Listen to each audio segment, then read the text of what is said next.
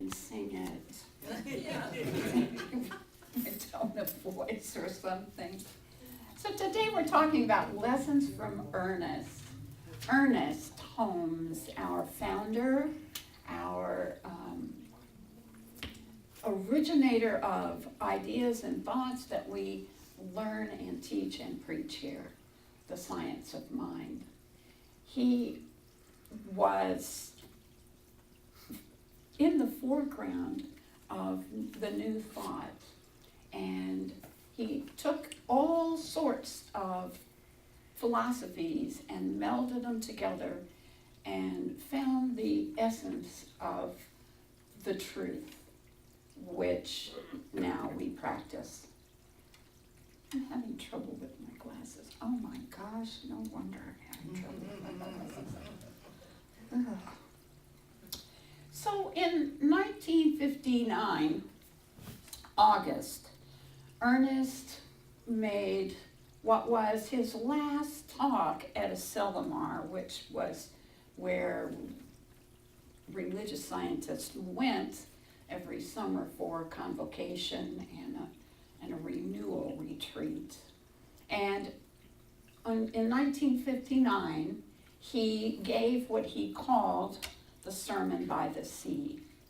And I'm going to read portions of it, a large portion of it, because it is so important in this time and in this place. Our philosophy has the potential of healing what needs to be healed in so many ways. And even though he wrote and spoke this in 1959, it is so timely now for all of us. So, quoting Ernest from 1959, a Selimar, Sermon by the Sea. Science of mind is the most direct impartation of divine wisdom that has ever come to the world, because it incorporates the precepts of Jesus, Emerson, and Buddha, and all of the rest of the wise. We have discovered a pearl of great price. We have discovered the rarest gem that has ever found a setting in the intellect of human race. Complete simplicity, complete directness, of freedom from fear and superstition about the unknown and about God. And we have rediscovered that which the great, the good, and the wise have sung about and thought about. The imprisoned splendor within ourselves and within each other, and have direct contact with it, whether we call it the Christ in us, or the Buddha, or Atman, or just the Son of God, the living Spirit. Makes no difference. You and I are witness to the divine fact, and we have discovered an authority beyond our minds, even though our minds utilize it. We are part of the evolution of humanity and human destiny. We are part of the unfoldment of the divine intelligence in human affairs. It would be wonderful indeed if a group of persons should arrive on earth who were for something and against nothing. This would be the summum bonum of human organization, wouldn't it? Find me one person who is for something and against nothing, who is redeemed enough not to condemn others out of the burden of his soul, and I will find another Savior, another Jesus, and an exultant human being. Find me one person who no longer has any fear of the universe, or of God, or of man, or of anything else. And you will have brought to me someone in whose presence we may sit, and fear shall vanish as clouds before the sunlight. Find me someone who has given all that he has to love, without morbidity, and I will have found the lover of my soul. Why? Because he will have revealed to me the nature of God and proved to me the possibility of all human souls. Find me one person who can get his own littleness out of the way, and he shall reveal to me the immeasurable magnitude of the universe in which I live. Find me one person who knows how to talk to God really, and I shall walk with him through the woods, and everything that seems inanimate will respond. The leaves of the trees will clap their hands, the grass will grow soft under him. Find me one person who communes with the cause and effect, and in the evening star will sing to him, and the darkness will turn to light. Through him shall I be heard of all the loneliness forever. Find me someone who would no longer be sad, whose memory has been redeemed from morbidity, and I shall hear laughter. Find me someone whose song is really celestial, because it is the outburst of the cosmic urge to sing, and I shall hear the music of the sphere. Find me one person who's so completely divorced from himself all arrogance, and you will have discovered for me an open pathway to the kingdom of God here and now. When I say find a person, I don't mean to go out to Rome or London or back to your own church. The search is not external. These people all exist in us. They are different attributes, qualities of our own soul. They are different visions that every one of us on that inner side of life is, has been, and shall remain in eternal communion with the ineffable, where he may know that he is no longer with God, but one of God. If it were not for that which echoes eternally down the corridors of our own mind, some voice that ever sings in our own souls, some urge that continuously presses up forward, there would be no advance in our science or religion or in the humanity of anything else. You find me 1,000 people in this world who know what religious science is and use it and live it as it is, and there will be a new world, a new heaven and a new earth here. There is a cosmic power wrapped up in a cosmic consciousness and purpose that is equal to the vision which looses it. What I am saying is this: there is a law that backs up the vision, and that law is immutable.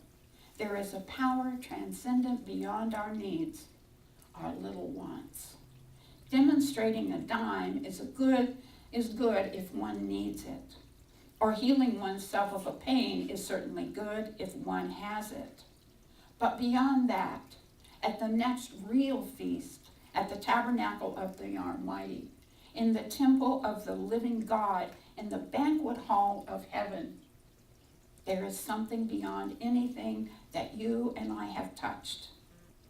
Find 1,000 people who know that and use it, and the world will no longer be famished.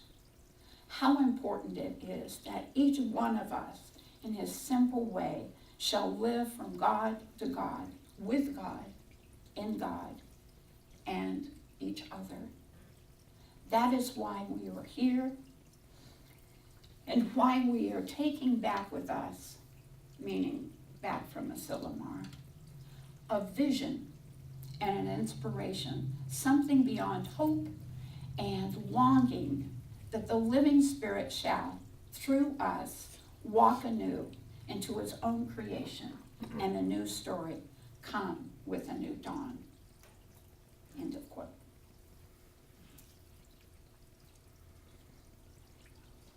That is so timely.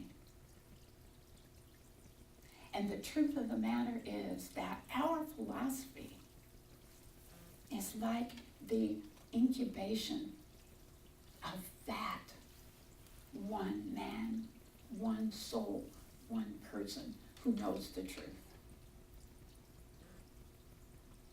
If we are to be religious scientists, to practice fully and richly what Ernest Holmes taught, we can change the world.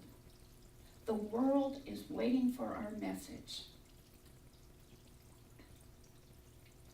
It is as timely now at this moment as it was in 1959, more so. The world needs our philosophy. Our teaching of specifically of law and love was made for these times. Never before has the world needed our message more. Emmanuel Swedenborg, the 18th century mystic and scientist and theologian, stated, before anything is brought back into order, it is quite normal for it to be brought first into a kind of confusion, of virtual chaos. In this way, things that fit together badly are severed from each other. And when they have been severed, then the Lord arranges them in order. We can see that relevance today. It is clear that something new is emerging on this planet. And we can be an important part of calling that newness forward. Holmes wrote, "We are in the borderland of a new experience." And so even though we witness fear and uncertainty in the world, we can be certain that our own awareness of love points the way, just as we are certain of the constant action of the law. And the law is, to remind you, what you think is what you get. It is so important for us to be clear of that. We have the potential of creating that new world that is absolutely pressing to be demonstrated at this time. Maybe all we have to do is love what we love. Maybe all we have to do is love what we love. Conscious attention to love expands love. What if we knew that that was enough? That to love what we love is enough. And when we purposely center our attention on love, we shift our vibration. And as we shift our vibration, we must inevitably shift the vibration of those that are around us. As we intend to move from fear to love, we contribute to the upliftment of all of life. We, you and me, are powerful beyond what we ever imagined. Our teachings are more relevant than they ever have been, and it's time that we embrace them in a larger way. We are poised with possibility to bring gladness to the world because our philosophy is simple and straightforward. We have a practical methodology that can be used by anyone. And so, what kind of suggestions can we make about how to use these philosophies, these knowings, these teachings? Reminding us that we are the generation, the people, the philosophy, the community that knows the truth. Show me one person who is for something and against nothing. show you the divine. So, we spent a lot of time talking about journaling and about having a gratitude journal. And what if we had a list of the things that we are for? What if every morning we thought of the things that we are for? I am for this philosophy. I am for this community. I am for each one of you. I am for love for each one of you. And being clear about what we are for and standing for what we are for. Making a list. What is good? What can we embrace fully and richly every morning, every evening? Keeping a list of what we are for. Recognizing it and acknowledging it and embracing it and celebrating it. Sure, there's a lot of things that we can be against. But we've been there, done that, and it hasn't worked for us, has it? Being for the good in this universe, noticing what is good, what is loving, what is enriching, and recognizing it and acknowledging it. And secondly, because I'm sorry, I don't feel I'm arrogant. We have the answers. We know what we need to do, and we know how to do it. So the next time you encounter someone who is in fear, someone who is in anger, someone who is against,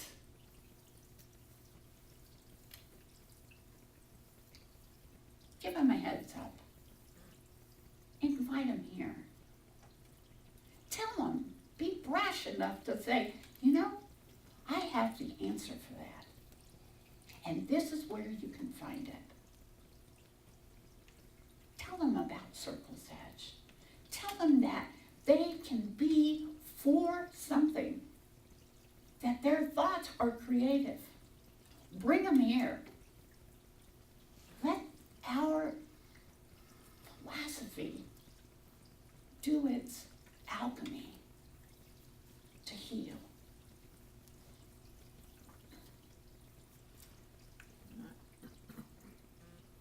We own the pearl of all price, of great price. Remember the story about the guy who had that huge, enormous pearl under his bed for 10 years? Remember that story? Yep. We got it right here. We're sitting on that huge, enormous pearl. And it's time to bring it out of from under our bed. It's time for us to bring it forth into the universe, into this community, into your relationships. We own the pearl of great price. Are you fired up and ready to go? Yeah. All right. Let's have a prayer now. Kate and Steve, will you hold the consciousness with me?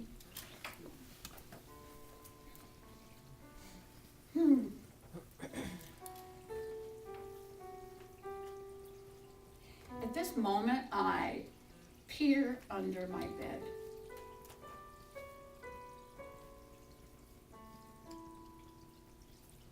I know that there is the great gem waiting to be exposed, waiting to be celebrated, waiting to be shared.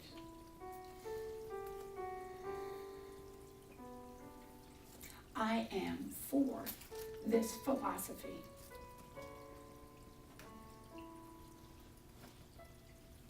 I know that I stand at this moment at cause, that my thoughts are creative,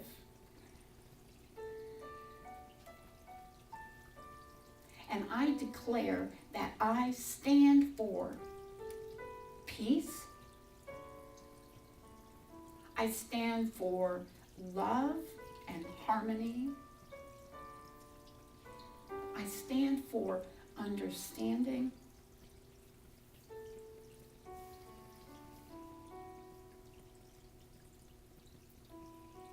I step away from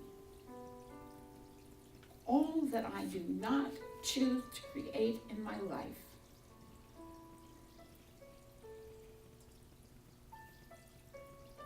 And I turn my face to the light of the truth. You are God made manifest. You are God expressing perfection. You are the one that the world has been waiting for. And I turn my face to your light. And I see glory reflected there.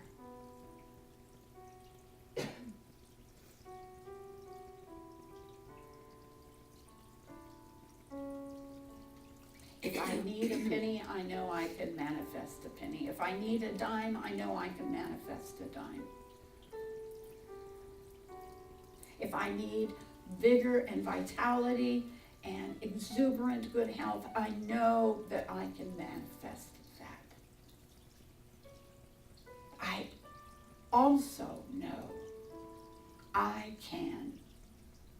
am committed to manifesting peace and harmony and joy and goodness beyond measure for every soul who walks on this planet, for every living expression. And all that is.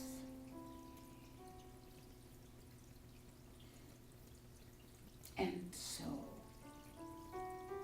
from the deepest place of my essence, of my being, I give thanks for that. I celebrate that. And I say, thank you, Mother, Father, God,